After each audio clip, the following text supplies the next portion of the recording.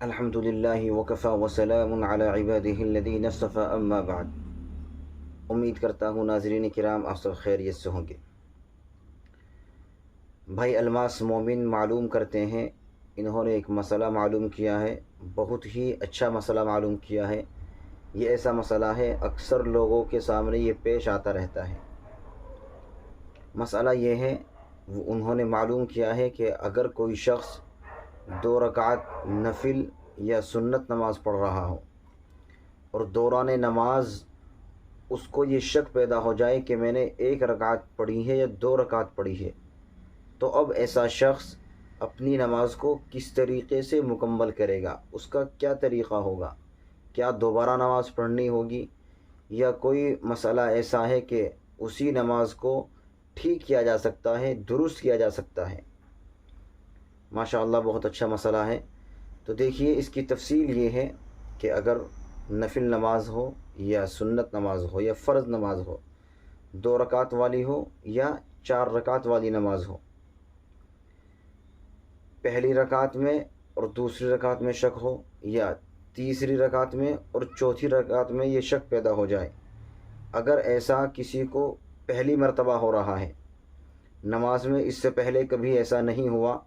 زندگی میں پہلی مرتبہ شاذ و نادر ایسا اگر ہو کسی کے ساتھ، تو اس کو چاہیے کہ وہ دوبارہ نماز پڑھے، از سر نو نماز پڑھے، اس نماز کو توڑ کر دوبارہ سے نماز مکمل کرے۔ اس کے لیے تو یہ مسئلہ ہے۔ لیکن اگر کوئی شخص ایسا ہے کہ اس کو یہ مسئلہ پیش آتا رہتا ہے، اس کو شک لگتا رہتا ہے، 2 رکعت والی نماز میں پہلی اور دوسری رکعت کے لیے شک لگتا ہے، 4 رکعت والی نماز میں تیسری اور چوتھی رکعت میں شک پیدا ہوتا ہے کہ 3 ہوئی ہے یا 4 ہوئی ہے،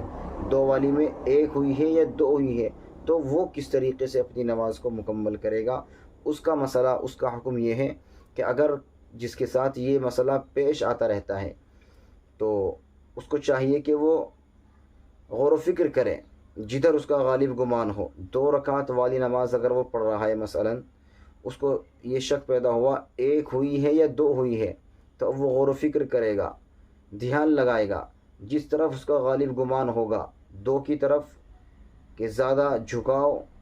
اس کا 2 کی طرف ہے، تو وہ اپنی 2 رکعت مان کر نماز مکمل کر لے۔ 1 کی طرف غالب گمان ہے تو 1 رکعت مان کر 1 رکعت اور ملا کر 2 رکعت اپنی نماز مکمل کر لے۔ اسی طریقے سے تیسری اور چوتھی رکعت میں اگر شک ہوا ہے تو جدھر غالب گمان ہو 3 کی طرف تو 3 مان کر 1 چوتھی ملا کر نماز مکمل کر لے گا، اور اگر چوتھی کی طرف غالب گمان ہے تو چوتھی رکعت مان کر اپنی نماز مکمل کر لے گا۔ لیکن اگر غالب گمان نہیں ہو رہا ہے، دونوں طرف شک برابر ہے، 1 ہوئی یا 2 ہوئی، 3 ہوئی یا 4 ہوئی، تو اب ایسی صورت میں اگر معاملہ بین بین ہے، شک پیدا ہو گیا ہے، غالب گمان بھی نہیں ہو رہا ہے، خوب غور و فکر کرنے کے بعد بھی، تو اب اس کو یہ چاہیے کہ اگر وہ 2 رکعت والی نماز پڑھ رہا ہے، پہلی اور دوسری رکعت میں شک پیدا ہوا ہے،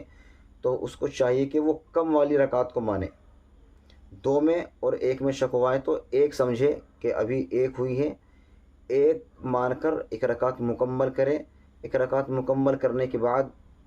ابھی دوسری رکعت کے لیے کھڑا نہیں ہونا ہے، بلکہ اتحیات میں بیٹھ جائے، اتحیات پڑھنے کے بعد دوسری رکعت کے لیے کھڑا ہو، اس طریقے سے 2 رکعت مکمل کرے، پھر آخر میں سجدہ سہو کر کے نماز پوری کر لے، اس کی نماز درست ہو جائے گی۔ اسی طریقے سے اگر تیسری اور چوتھی رکعت میں شک پیدا ہوا، غالب گمان بھی نہیں ہو رہا ہے، تو اس کو چاہیے کہ وہ 3 رکعت سمجھے کہ میری 3 رکعت ہوئی ہے، تیسری رکعت مکمل کرنے کے بعد چوتھی رکعت کے لیے کھڑے ہونے سے پہلے اتحیات میں بیٹھیں، چونکہ یہ احتمال ہے، ہو سکتا ہے یہ چوتھی رکعت ہو، اور چوتھی رکعت میں آخر میں قاعدے میں بیٹھنا ضروری ہے، تو تیسری رکعت مان کر جب وہ چوتھی رکعت میں کھڑے ہونے سے پہلے اتحیات میں بیٹھے گا، پھر اس کے بعد چوتھی رکعت مکمل کرے گا، اب آخر میں سجدہ سہو کرنے سے اس کی نماز مکمل ہو جائے گی، چاہے وہ 2 رکعت والی نفل نماز ہو، سنت نماز ہو، فرض نماز ہو، یا وہ 4 رکعت والی سنت نماز ہو یا فرض نماز ہو، دونوں کا یہی حکم ہے۔ اللہ رب العزت ہمیں دین کی صحیح سمجھ عطا فرمائے۔ وآخر دعوانا ان الحمد للہ رب العالمین۔